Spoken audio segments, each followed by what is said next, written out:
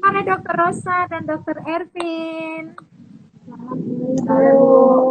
Oke, sore ini kita mau ngobrol-ngobrol ya. Waktu kita cuma sejam, jadi kita optimalkan waktunya mungkin sekitar 45 menit ya, supaya siapa tahu masih ada pertanyaan ya. Oke, jadi mungkin sesuai dengan judul yang kemarin kita posting, hari ini kita mau bahas mengenai apakah buah-buahan yang kita konsumsi setiap hari itu sudah aman gitu ya. Terutama nih tim karyawan asuransi Sinarmas yang sudah terbiasa dengan plant-based food gitu kan. Kita udah belajar jauh-jauh Bali, kemana-kemana udah belajar jauh-jauh untuk konsumsi buah-buahan yang sehat. Tapi apakah uh, buah-buahan yang sekarang kita konsumsi itu sebenarnya sudah benar-benar yang baik kita gitu ya, Dokter Rosa sama Dokter Ervin? Oke, kita semua di sini, Dokter Rosa dan Dokter karena satu ruangan pakai masker. Saya pun karena di sekeliling saya masih ada orang, saya juga pakai masker. Oke, mungkin pertama-tama saya mungkin mau tanya dulu nih dok. Harusnya kalau kita makan buah, biasa kan ada orang tuh kalau makan buah itu bisa satu habisin satu satu pisang atau satu apa jeruk atau satu apel gitu. Sebenarnya cara makan buah yang benar tuh bagaimana ya baiknya? Keterusan atau Ervin? Eh, Maksudnya, Bu, kalau sebenarnya kita tuh sebaiknya makan buah itu bervariasi. Karena kan berbagai macam buah, nutrisinya Jelas, berbeda-beda. suaranya kurang Ya, jelas. oh, jadi, Bu, eh, buah itu kan berbagai macam variasi. Ya, Sebaiknya kita itu tidak memakan buah yang sama everyday. Misalnya, satu orang suka pisang, jadi tiap hari dia makan pisang aja. Ya, hmm, sebaiknya kalau kita suka berbagai macam buah, lebih baik buah itu bervariasi. Jadi nutrisi, fitonutrien yang di dalam buah itu pun kita makan beraneka ragam. Misalnya hari ini di dalam piring kita makan sayur, ya kan? Misalnya lauk pauk, ada proteinnya. Setelah itu hmm, kita makan buah. Nah, di dalam buah itu sebaiknya berbagai warna. Ada warna putih, warna merah. Nah, mungkin semangka, ada juga buah pir, ada hmm, pisang. Mungkin kita nggak usah the whole food ya, kalau nggak kan kadang-kadang terlalu kenyang. Jadi ya. mungkin sebagian-sebagian gitu, Bu. Oke, jadi intinya kita semestinya kalau makan itu ada bermacam-macam warna buah, Ya, macam buah dalam satu portion gitu ya. Jadi kita sharing bersama keluarga misalnya ya gitu ya. Dalam satu ya, porsi buah kita itu ada minimal 5 warna mungkin ya. Ada pisang, di ya. apel, ada buah naga, ada apa lagi yang hijau mungkin. Ini warna putih kan kayak pir. Pir itu kan warnanya putih. Ya, Ya, pit, terus ada semangka. Semangka kan ada ya, yang warna merah, ada warna ya, kuning. oke. Nah, kemudian ada Oke, jadi jeruk, baiknya bermacam. warna ungu misalnya ada anggur. Jadi Oke. variety of itunya juga karena warna itu berarti kandungannya pun berbeda-beda. Ya, oke. Karena kayaknya kebiasaannya orang-orang tuh kalau makan buah apel satu sendiri, makan jeruk satu sendiri gitu kan. Tiap kali makan, jadi after makan baru makan buah gitu kan. Kalau kita kan kita udah dibiasakan sebelum makan, kita makan buah dulu gitu kan. Dan bermacam buah. Oke, next, bagaimana sih cara kita memilih buah yang baik? Karena baru mendengar loh, bukan baru sih, udah dari beberapa tahun yang lalu kita mendengar bahwa ternyata tidak semua buah itu aman buat tubuh kita. Gitu. Jadi kira-kira mungkin ada tipsnya nggak dok? Harusnya bagaimana cara kita memilih buah ini? Ini Bu, buah ini kan ada kode-kodenya ya Bu. Oke, okay. Ya, jadi ada buah dengan 4 digit kode, Iya. 4 digit angka yang diawali dengan angka 3 atau angka 4. Nah, Oke. kalau dia 4 digit dan diawali dengan angka 3 atau angka 4, itu berarti dia ditanam menggunakan uh, intervensi kimiawi, Bu. seperti misalnya pestisida atau herbisida atau uh, pupuk yang kimiawi. Terus ada juga buah-buah tertentu. Layar saya yang di sebelah kiri ya, ada kode angka 3 dan 4 ya. Ya, angka 3 dan 4 itu. Angka 3 dan 4 di depannya 3 dan 4. Ya, 4 digit dengan angka 3. Pernah nggak sih perhatikan ketika beli buah di toko buah atau beli buah di pasar, pernah nggak periksa bahwa ada kode-kode di dalam buahnya? Ternyata itu penting sekali untuk kita ketahui buah-buah ini aman tidak untuk kita konsumsi itu, atau harus dilakukan atau harus dikupas atau dan lain sebagainya ya. Jadi mungkin boleh diulang lagi, Dr. Ervin, tadi yang 3 dan 4. Ya. Yang untuk 4 digit dengan angka awal 3 atau 4 berarti dia penanamannya pada saat penanaman itu menggunakan intervensi kimiawi, Bu. Jadi bisa menggunakan pestisida atau herbisida atau juga dengan pupuk yang kimiawi. Oke. Kemudian ada juga buah yang 5 digit diawali dengan angka 8. Nah, kalau dia buah yang di 5 digit dengan diawali angka 8 itu biasanya itu GMO gitu. Jadi dia menggunakan rekayasa genetika. Ya, nih sebentar nih Trianto bilang saya baru tahu ada kode stiker di buah. Nah itu dia. Jadi ada banyak sekali orang yang sebenarnya selama ini konsumsi buah dan beli buah di supermarket tapi nggak pernah mengatakan bahwa ada kode-kode stiker di buah ya, sehingga asal comot aja gitu. Ya, seperti yang ada di situ. Oke, jadi tadi yang pertama ya, sebelum lupa, dan juga mungkin ada teman-teman kita yang masih baru bergabung, ada yang dengan 4 digit kodenya dengan diawali 3 dan 4. Ini kedua jenis ini buahnya itu mengalami intervensi kimiawi dalam proses penanamannya ya, either dari pupuk ataupun dari pestisida yang digunakan untuk selama proses pertumbuhannya. Gitu ya, Dok ya? Iya, seperti itu. Dua, tadi ada yang kodenya 5 digit, dimulai dengan angka 8. Ya, ini tadi yang GMO ya? Ya, yang menggunakan rekayasa genetika. Ada satu lagi, Ibu, yang 5 digit dan diawali dengan angka 9. Nah, untuk yang 5 digit diawali angka 9, ini buah yang paling bagus, Ibu, karena dia organik. Jadi, dia tanpa intervensi kimiawi, pupuknya pun memakai kompos atau menggunakan pupuk kandang. Oke. Ya, jadi kelompok inilah sebenarnya yang harusnya lebih kita prefer ya. Kalau GMO tadi kira-kira sarankan nggak yang tadi yang kedua? Yang 5 digit dengan angka depannya 8.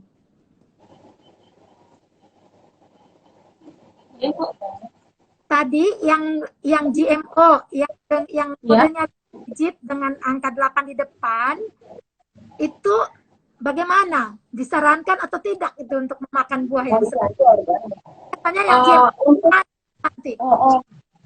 Nomor 9 yang kita sarankan. Yang kita sarankan sih yang organik, Ibu, yang diawali dengan angka 9. Sedangkan untuk yang angka 8 itu memang sebaiknya sih dihindarin karena memiliki efek yang efek terhadap kesehatannya sangat banyak. Contohnya? Jadi untuk yang GMO ini kan karena dia menggunakan rekayasa genetika, Ibu, jadi menggunakan transgenik dari spesies lain, bisa virus atau bisa bakteri atau juga bisa dari itu tanaman lain atau bisa juga dari serangga yang lain. Jadi dia bisa mengubah protein dari buah tersebut. Karena protein dari buah tersebut itu berubah, seringkali dia bisa menimbulkan efek terhadap kesehatan. Salah satunya alergi. atau bila terlalu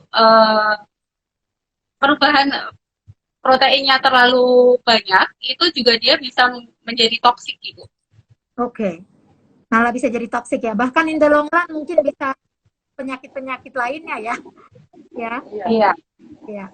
Oke, jadi tadi kita belajar 3 jenis di sini. Teman-teman bisa lihat di layar saya ada kode angka 3 dan 4. Ini kodenya 4 digit tapi diawali dengan angka 3 dan 4. Ternyata buah-buah yang ada kode semacam ini itu berasal dari, sebenarnya buah-buah ini mendapatkan intervensi kimiawi dalam proses pertumbuhannya dan perawatannya ya. Bisa dia pakai pupuk kimia atau juga dia pakai pestisida. Kemudian kelompok kedua adalah kelompok dengan digit, kodenya 5 digit. Kita bisa lihat kalau mau itu bisa di zoom sendiri. Kemudian dia 5 digit tapi diawali dengan angka 8. Nah, ini masuk kategori GMO yang di apa namanya, genetically modified gitu ya. Dan ini tidak kita sarankan ya.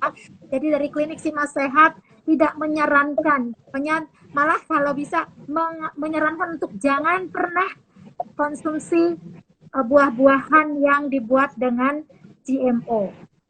Kemudian kelompok ketiga adalah kodenya 5 digit, dimulai dengan angka 9. Ini adalah buah organik dan sangat disarankan. Begitu ya, Dok ya?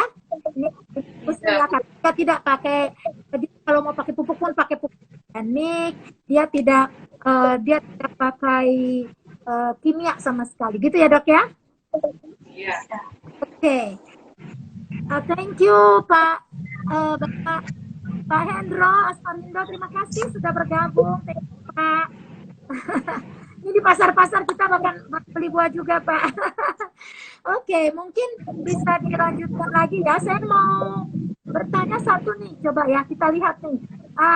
Boleh cerita nggak, ini saya pernah dapat ini strawberry yang konvensional dengan yang organik. Apa sih bedanya?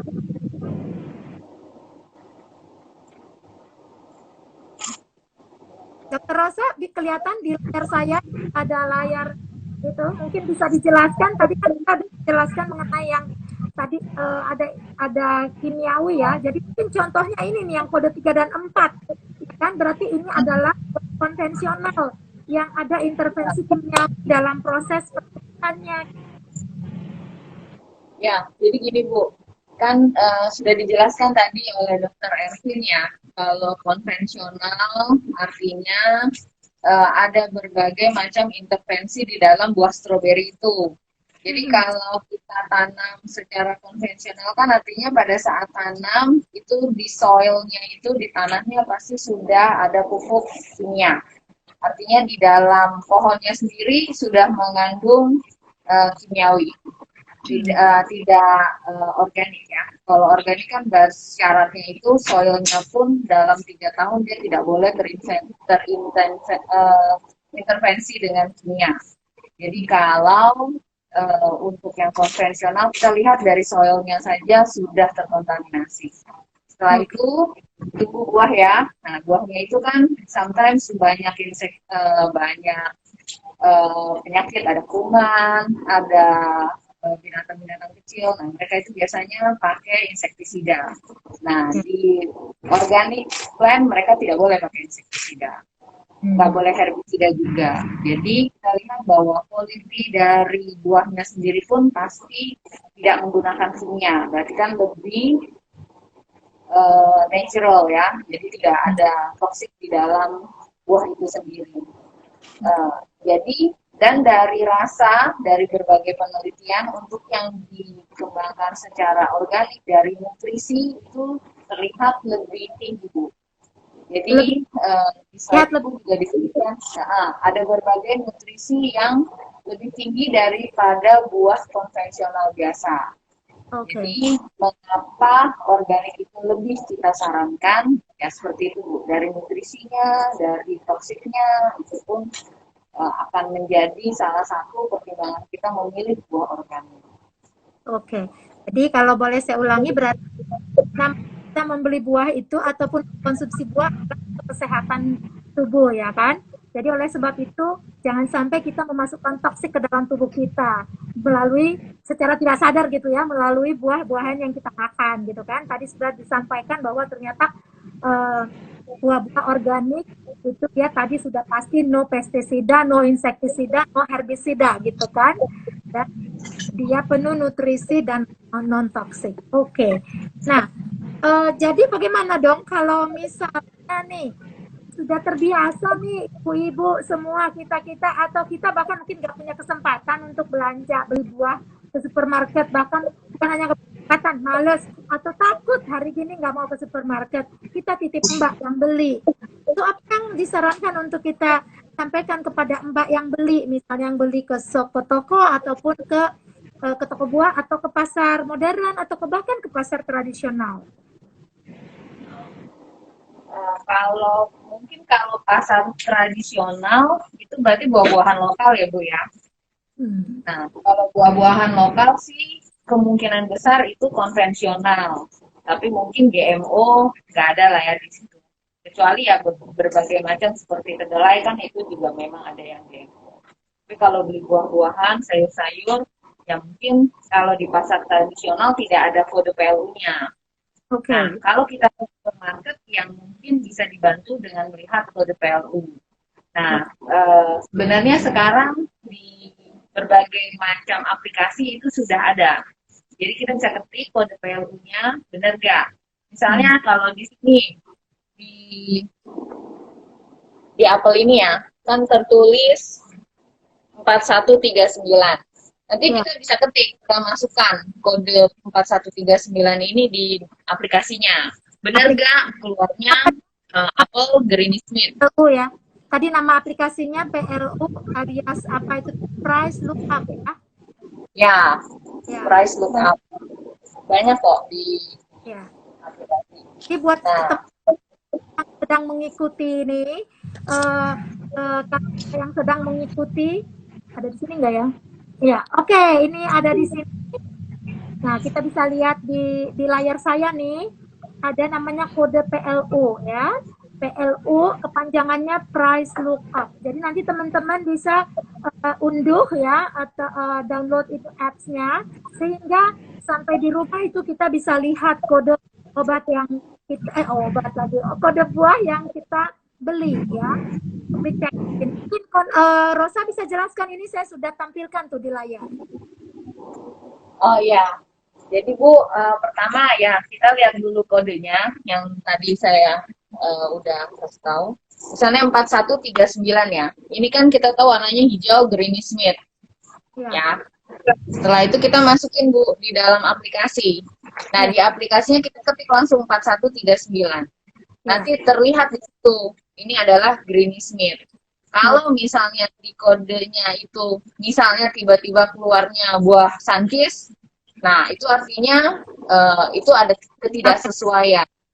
Ya, mungkin bisa juga stikernya palsu atau berarti buahnya nggak terverifikasi dengan benar. Oke. Nah, ini contohnya juga ya, berarti ini bisa di-scan untuk juga melihatnya ya. Jadi dia kan selain kode, ya, selain nomornya, dia juga ada barcode ya. Jadi itu juga bisa di-scan ya, Rosa ya. Ya. Tapi yang aplikasi yang udah pasti ada itu kita input nomor Bu. Oke, nomor udah pasti ada. Sekarang pertanyaan berikutnya. Tadi kan ini kodenya kan? Ya kan? 4. Nah, sementara misalnya nih kita kan di IG Live kita yang lalu kita belajar untuk membuat apple carrot juice ataupun untuk membuat green juice gitu kan. Ketika kita nggak bisa dapat apple yang organik, mungkin adanya yang seperti ini, apakah bisa digunakan? Oh, bisa Bu. Jadi satu, jangan GMO. Kalau GMO udah nggak bisa diapa-apain. Ya.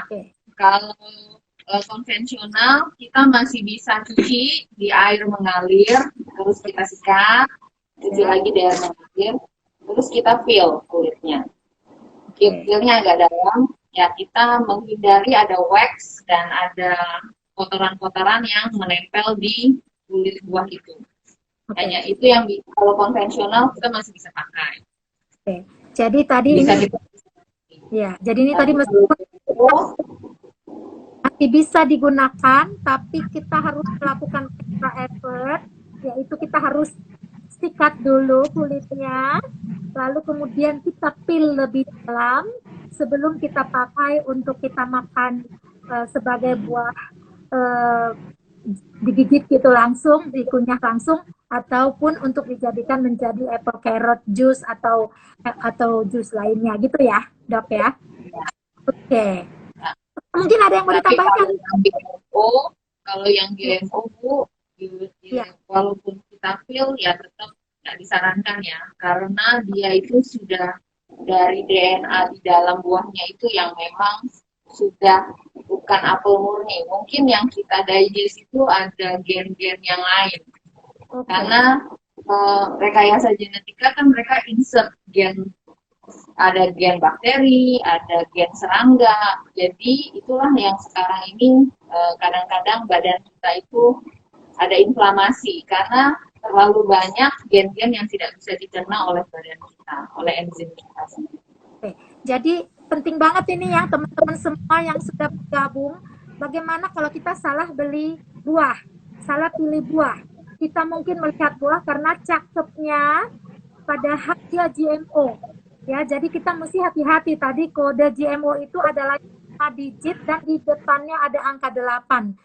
Kami menyarankan jangan sekali-sekali membeli ataupun mengkonsumsi buah yang seperti itu, karena buah yang sudah genetically modified ini sebenarnya tadi seperti kata Dr. Rosa, itu bisa tidak baik untuk tubuh kita, karena tadi dia mengandung hal-hal yang sebenarnya bukan dari buah itu sendiri.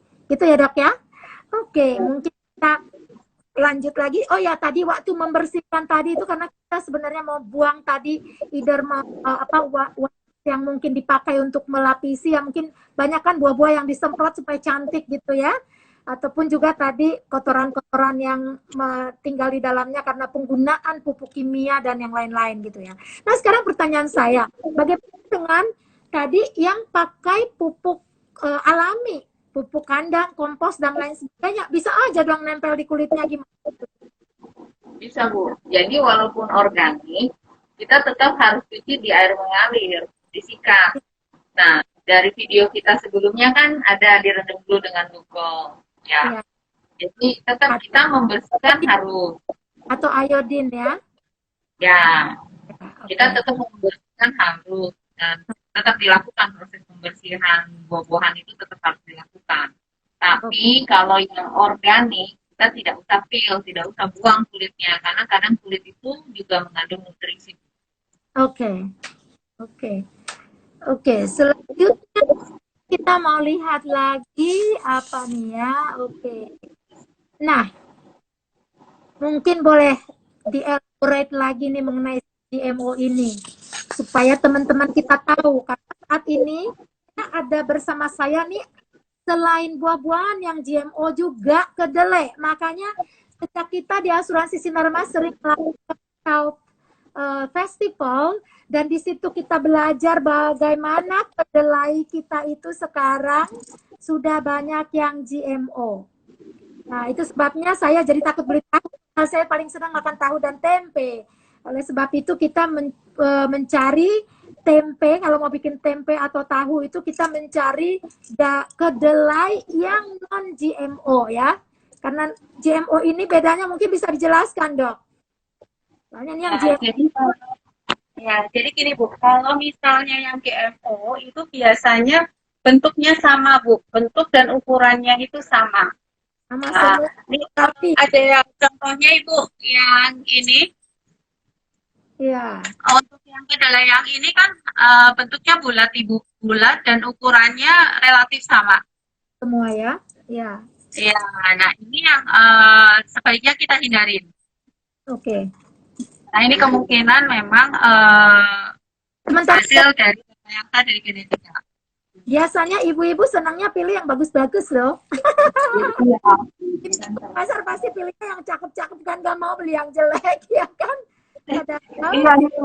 ya bisa Biasanya kalau yang hasil rekayasa memang dia hasil dari seperti kedelai ini bagus Ibu. Jadi bulat, bagus, bentuknya sama. Dan jadi biasanya pada produk GMO ini dia lebih tahan lama.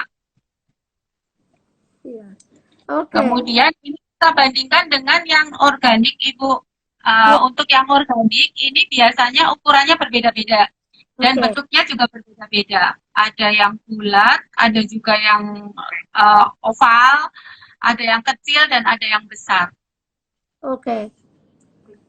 Dan biasanya untuk yang organik ini daya tahannya lebih singkat daripada yang GMO. Oke. Dokter-dokter, ini ada beberapa pertanyaan, kita jawab dulu ya. Ini ada barusan di pertanyaan saya tanya yang di sini dulu. Kalau beli di pasar tidak ada kodenya bagaimana? Kalau beli buah di pasar tidak ada kodenya bagaimana? Kalau untuk yang di pasar ya Bu, biasanya sih jarang yang GMO ya Bu, karena itu produk lokal. Oke. Cuman biasanya kalau kita beli di pasar tradisional, itu kebanyakan memang penanamannya secara konvensional. Sehingga pada saat mengkonsumsi dari buah tersebut, sebaiknya itu kita cuci dengan bersih, kemudian kita sikat dan kita kupas. Iya. Sehingga zat yang berbahaya dari yang tertempel di kulitnya itu bisa kita hilangkan. Ya, jadi saya ingatkan lagi ya, semua yang namanya konvensional itu adalah yang buahnya itu ada intervensi kimiawi, baik melalui pupuk maupun insektisida, pestisida, atau bahkan herbisida pun tetap dimasukkan kategori konvensional ya dok ya. Oke, terus ada yang bertanya lagi, aduh kemana nih tadi?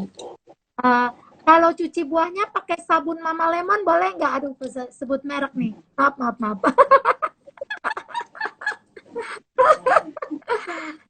Sebenarnya gini Bu, pencucian yang baik itu dengan air mengalir dan dibersihkan. Jadi kalau kita nggak mau konvensional kan dia nempel di kulit. Saya sih nggak itu tidak akan menjamin 100%. Mungkin kalau setelah dicuci Mama Lemon, setelah itu dipil, kulitnya dikupas, ya mungkin nggak apa-apa ya. Kan toh kulitnya dikupas juga. Tapi kalau dicuci oleh Mama Lemon, setelah itu kulitnya dimakan, nggak boleh. Nah itu mungkin jadi tambah sabun. Nah, oke, jadi berarti tetap ya, sikat, tetap kulitnya dipilih. Kalau konvensional selalu harus dipil gitu ya. Iya. Oke. Dan ada lagi pertanyaan nih dari Ibu Agustina tuh nih. Apakah tomat beef termasuk GMO? Kalau buat jus tomat, baiknya tomat jenis apa? Semua jenis tomat sih kalau buat jus tidak ada aturan ya Bu. Semuanya terserah, tergantung selera. Cuman kita lihat bahwa berbagai macam tomat itu terkadang dikasih zat-zat tertentu untuk warnanya udah merah, tapi kematangannya itu masih seperti buah hijau. Jadi kita harus lihat sometimes itu konvensional. Karena kita prinsipnya kan yang kita lihat adalah konvensional atau organik. Kalau GMO ya seharusnya sih ditulis ya GMO. No GMO gitu ya. Oke. Jadi harusnya kalau GMO pasti ditulis ya. Kalau GMO pasti mereka seharusnya. Tapi kalau misalnya kan di Indonesia juga masuk ya beberapa yang produk GMO. Mungkin kita juga harus perhatikan kayak kedelai kita nggak ada tulisan GMO-nya sih Bu, cuman kita harus mengidentifikasinya yang tadi sudah dijelaskan Dr. Elvin. Bagaimana cara identifikasi yang GMO dan bukan. Mungkin kalau tomat juga kalau kita lihat tomatnya kok seragam semua, besarnya, bentuknya, ya mungkin kita juga harus curiga itu. Oke. Oke. Kemudian ada satu pertanyaan lagi saya baca di sana, jika buah dengan kode 3 dan 4 dikonsumsi dengan dikupas, apakah sudah aman, Bu? Secara untuk menghilangkan risiko yang ada di kulit buah itu sudah dianggap aman. Okay. Tapi kalau intervensi 100% ya harus tetap di penelitian. Makanya kita sebisa mungkin menghindari konvensional. Kita tetap lebih safe menggunakan atau mengkonsumsi yang organik. Okay. Nah, tapi nih, saya lanjut lagi ke situ ya, lebih nanti mungkin banyak protes organik susah dapat loh gitu, tapi ke situ ya, kita jawab dulu yang berikutnya. Dok, mau bertanya, kalau kami terbiasa mengkonsumsi buah dari tukang rujak, buah potong di depan kantor, dapat manfaat atau malah menjadi racun dalam tubuh? Mohon penjelasannya ya, Dok. Ini dari Cirebon tadi ya. Mungkin kalau untuk buah yang kita beli dari tukang rujak ya Bu ya, tukang buah yang di depan kantor atau di luar, mungkin ada baiknya setelah kita membeli atau membeli dari tukang buah itu, kita cuci kembali Bu, kita cuci kembali supaya bersih, kemudian baru kita konsumsi. Jangan kita, ya karena kan saat kita membeli pun itu sudah dalam bentuk biasanya terpotong. Kemudian udah dalam bentuk juga dia sudah terkupas. Oke. Ada resiko dari luar, pisau atau dari debu atau dari yang lain-lain, dari kuman atau apa yang menempel di situ.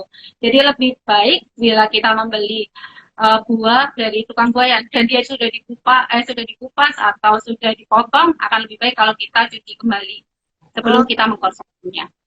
Oke, thank you dokter. Ada lagi satu nih pertanyaan, dokter, apakah benar kalau buah yang di jus itu kandungan nutrisinya sudah berkurang?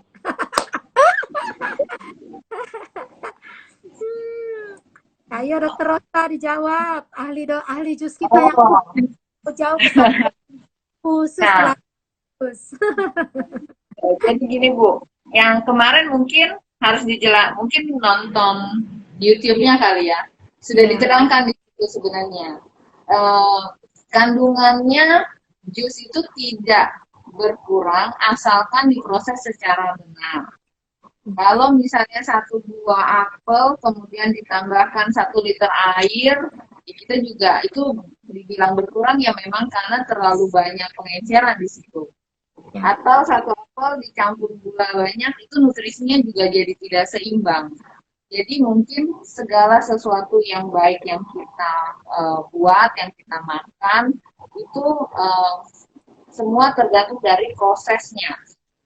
Jadi kita pun prosesnya harus secara benar, Bu. Nah, kemarin kan sudah diterangkan bagaimana menggunakan slow juicer ya. Jadi bagaimana proses buah itu bagus. Dan yang kedua, cara penyimpanannya. Jadi jangan sampai teroksidasi. Jadi enzim-enzimnya masih live. Oke, thank you. Untuk Ibu Mekasa mungkin bisa nanti lihat di YouTube kita atau juga di Instagram live, di IGTV ya. Dari hasil talk kita sebelumnya, bagaimana cara membuat healthy juice ya. Waktu itu kita sudah sharingkan bagaimana supaya kandungan nutrisinya tidak berkurang. Jadi kita benar murni sayur sendiri atau sayur atau buah sendiri bahkan tidak diberikan sama sekali. Jadi jusnya keluar dari ini ada pertanyaan lagi dokter, saya mau tanya Anda sama jus buah apel, wortel dan pear, apakah harus dikupas atau tidak? Mungkin kembali lagi Bu, apakah buah tersebut organik atau konvensional? Kalau organik kita cukup dengan mencuci bersih, kemudian kita tidak perlu mengupas kulitnya. Tapi kalau dia konvensional, tetap harus kita kupas kulitnya. Jadi kita tetap harus cuci dengan bersih, kemudian kita sikat dan kita kupas kulitnya. Oke, rasanya ini sudah langsung jelas ya. Terjawab. Saya bergerak lagi ke pertanyaan berikutnya. Dok, apakah ada buah yang DNA apa nih? DNA ya, apakah ada buah yang DNA tidak bisa diubah atau tidak bisa dimodifikasi dengan cara tidak alami? Maksudnya DNA dari buah itu sendiri tidak bisa diubah atau dimodifikasi. Jadi maksudnya ada nggak sih buah yang nggak bisa dijadikan GMO gitu? Kalau kita memodifikasi DNA pasti itu melalui ini melalui proses genetik, Bu, genetik modify. Jadi mungkin kalau saya lihat karena kita merubah DNA, kita insert ada penelitian yang dia insert di DNA serangga supaya dia buah itu tahan dingin, supaya dia tahan lama, dia tidak cepat busuk. Ya, tapi dari DNA itu kan artinya ada satu DNA yang tidak alami di dalam buah itu, yang artinya badan kita tidak bisa mengenal dan tidak bisa mendigest DNA itu. Jadi kita menganggap itu benda asing. That's why kita kadang-kadang jadi ada inflamasi di dalam badan. Dan kalau menumpuk terus itu bisa menjadi penyakit. Oke, thank you. Jadi mungkin yang ditanya tadi penjelasannya sebenarnya sedikit banget, tapi yang dia tanya sebenarnya adalah yang ditanyakan oleh Bu Siani adalah kalau begitu bagaimana saya tahu nih GMO atau tidak? Ada nggak sih tanaman atau buah yang tidak bisa dibikin GMO? Kira-kira begitu kayaknya pertanyaannya. Ada nggak? Kalau namanya scientific genetic engineering, ya, itu kan prosesnya namanya genetic engineering ya, Bu. Ya. Yang mereka memang ahli-ahli DNA, jadi ya semuanya bisa dia ambil, bisa dia insert lagi. Karena itu memang teknologi, bioteknologi. Oke.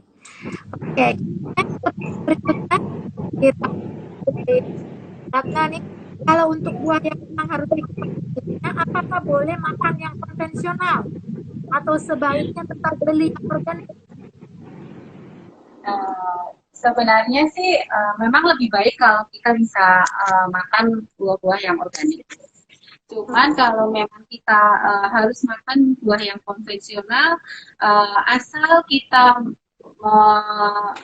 mengkonsumsinya dengan cara yang benar ya. Jadi sebelum kita makan, kita bersihkan, kemudian kita kupas zat-zat kimia yang ada di dalam kulit buah tersebut itu hilang. Itu sebenarnya kita boleh saja makan buah yang konvensional. Oke, saya rasa itu sudah terjawab. Ada lagi, Dok, buah yang sudah dikupas atau dipotong-potong, apakah harus langsung dihabiskan?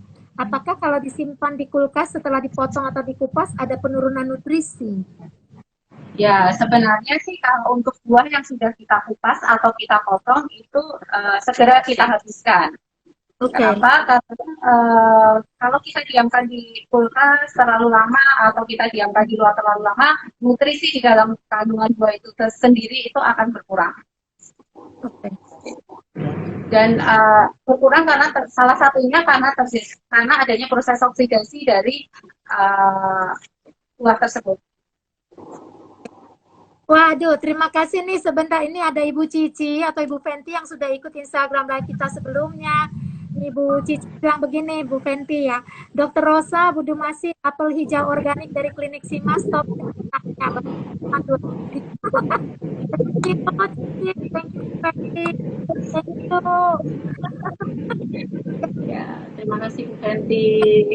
Info ya, Bu Cici juga luar biasa bagus, suka sharing juga mengenai sayur-sayur sehat yang didatangkan dari tempat yang sangat aman juga dari puncak sana. Thank you so much, Cici. Ya. Oke, mungkin boleh Dokter sharing lagi mengenai ini. Percobaan yang dilakukan untuk GMO, karena ini banyak sekali di antara kita mungkin yang nggak paham bagaimana berbahayanya GMO ini. Mungkin bisa di-sharingkan mengenai slide yang saya share sekarang di layar saya, Dr. Rosa? Oh, ya. itu semua itu Bu. Jadi semuanya itu berawal dari gen yang tidak bisa kita digest. Jadi kalau satu gen yang tidak bisa digest, dia akan menumpuk di saluran pencernaan kita. Jadi badan kita akan mengenali gen itu sebagai benda asing. Dan kalau benda asing itu tidak hilang, dia akan melakukan proses inflamasi terus-menerus. Jadi kalau badan kita selalu dalam proses inflamasi yang namanya inflamasi kronik, itu berbagai macam kendala Bu nanti. Itu kan tertulis ya, ada autoimun, Jadi, ada kemungkinan orang yang sering sakit tuh padahal udah makan buah-buah sebenarnya karena makan makanan yang bersifat GMO ya. Ini mungkin cerita slide ini adalah bagaimana penelitian dilakukan pada seekor tikus kali ya. Apakah mau di-share atau nanti? Ini slide-nya ya. Dokter. Ini berbagai macam percobaan ya Bu yang sudah dilakukan.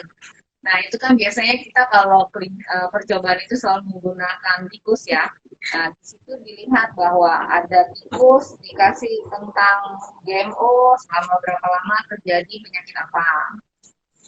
Iya. Dikasih kedelai selama berapa lama juga akan terlihat tuh ada gangguan infertil, ada gangguan hati, gangguan pankreas. Nah, jadi kita lihat betapa badan kita dan sistem pencernaan kita itu terganggu karena makanan-makanan yang nggak bisa dicerna ini. Jadi sangat berbahaya. Untuk di sini kan ada gambar ya Bu. Sebenarnya si tikus sendiri itu yang ada gambar tomat sama tikus. Nah, di gambar itu aja dia tuh, si tikus tuh nggak mau. Ya, hewan-hewan itu tidak mau memakan sayur-sayuran atau buah-buahan GMO. Karena mungkin mereka itu memiliki sense ya, penciuman atau apa yang mengenali mana yang GMO dan mana yang bukan. Jadi kalau di percobaan itu dia dikasih dua, yang satu produk GMO, yang satu produk organik, dia pasti akan memilih yang organik. Bahkan tikus saja pun tidak mau ya. Terutama mungkin yang ibu-ibu banyak nggak tahu ini adalah si kedelai tadi. Kedelai ya. Apalagi kita yang doyan. Kalau saya tuh nggak boleh nggak ada tempe tahu di setiap hari.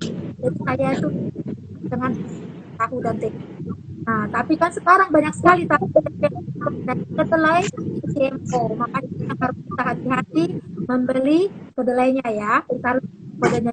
Ada kode kah kalau kedelai? Kalau kedelai gimana? Kalau kedelai sekarang sudah mulai banyak Bu, kedelai organik. Ada beberapa juga kami memiliki kenalan ya, yang memang kalau karyawan Sinarmas biasanya kalau kami beli tahu organik ke supplier ini gitu loh. Jadi sekarang sudah di Indonesia mungkin sudah banyak beberapa petani organik dan banyak juga yang membeli ya, masyarakat yang membeli dan mengetahui bahwa produk organik itu sangat bermanfaat. Jadi pasarnya sekarang sudah naik ya, jadi yang menjual pun sudah cukup banyak. Oke, kita sedikit lagi mungkin dokter bisa sharing bagaimana ceritanya kalau aduh organik kan mahal dan susah dapatnya, is there any way gitu loh. Ya, kalau yang paling the best ya Ibu Dumasi, dia bisa tanam sendiri Bu. Itu contoh yang bagus. Jadi sebenarnya kalau kita budget untuk buah-buahan, ya mungkin kan cukup mahal karena kalau organic full kita beli everyday kita makan itu kan budgetnya lumayan ya. Apalagi kan kita bikin jus apple carrot dan green juice. Mungkin kita kita manage lah ya. Makanan mana mungkin makan di luar dikurangin, jatah makan di luar kita buat makan di rumah, tapi makan yang di rumah semua beraneka ragam lebih sehat. Misalnya kita buka apel, jeruk, kalau kita makan di luar mungkin habisin satu porsi nggak habis ya Bu, kebuang. Tapi kalau kita makan di rumah kita bisa sharing dan bisa beraneka ragam. bisa ada apel, ada anggur, ada jeruk, kita bisa sharing dengan keluarga. Satu. Terus yang kedua, kalau seperti Ibu punya backyard ya, yang bisa ditanam berbagai macam, itu pasti lebih bagus lagi karena kita bisa mengatur kalau misalnya tanahnya bukan standar organik yang 3 tahun tidak terkontaminasi pun ya misalnya, tapi kan tetap kita bisa mengurangi cara penggunaan pestisida atau pupuk gitu loh. Kita bisa mengurangi karena kita akan mengkonsumsi makanan itu. Dan kalau dari kebun sendiri kan pasti free ya Bu ya. Iya. Oke. Jadi tadi ada tipsnya dari dokter nih. Tadi kalau ya kita usahakan untuk makannya di rumah sehingga bisa bareng-bareng gitu ya. Tadi apalagi buahnya itu kan harus berbagai macam warna pada saat makan gitu ya, sehingga mungkin bisa 5 macam 6 macam buah dimakan bersama. Jadi satu portion masih bisa dapat bermacam-macam warna gitu ya. Dan tadi kalau ada backyard bisa nanam sendiri, lebih aman, tahu kita apa yang diberikan ke situ, kita nggak kasih pestisida dan lain sebagainya. Terus tapi kalau tadi kalau harus ternyata tidak memungkinkan, tetap harus membeli yang konvensional, berarti kita tinggal dicuci bersih gitu ya, dengan air mengalir dan dikupas. Dan dikupas kulit. Oh ya benar, Ibu Fenty bilang kalau sakit jangan mahal ya dok, lebih baik uangnya buat sayuran dan buat buahan organik. Ya benar banget. Betul. Jadi kesehatan itu jauh lebih berharga ya daripada sekedar berhemat di buah, tapi impactnya malah ke tubuh kita. Jadi kalau sekarang kita melihat kok kayaknya berasa, tapi kok kayaknya badan saya ini suka gimana-gimana, coba diperiksa ulang apakah buah-buahan yang kita konsumsi setiap hari sudah benar gitu ya. Oke, mungkin karena waktunya tinggal 10 menit lagi, mungkin kalau ada 5 menit lagi, mungkin kalau ada pertanyaan, pesan penutup mungkin dari Dr. Rosa dan Dr. Ervin. Dan sebelumnya saya mengucapkan terima kasih juga kepada teman semua nih yang sudah bergabung.